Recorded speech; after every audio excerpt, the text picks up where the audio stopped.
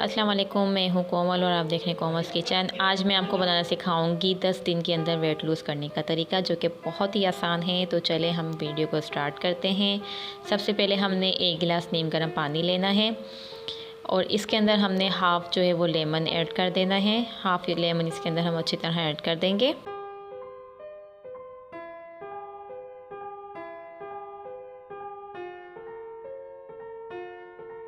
और उसके बाद 1 खाने का चमचा हम इसके अंदर शहद ऐड करेंगे और फिर इसे अच्छी तरह मिक्स कर लेंगे।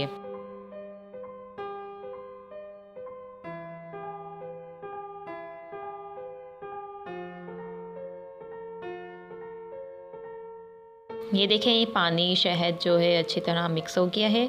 अब हम इसके अंदर 2 स्लाइस लेमन ऐड कर देंगे और इसे मिक्स कर लेंगे।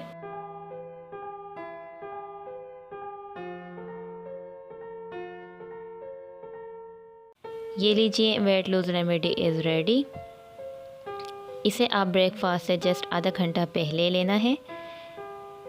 इसे आप रूटीन में रखिए, 10 दिन में रिज़ल्ट नज़र आ जाएगा।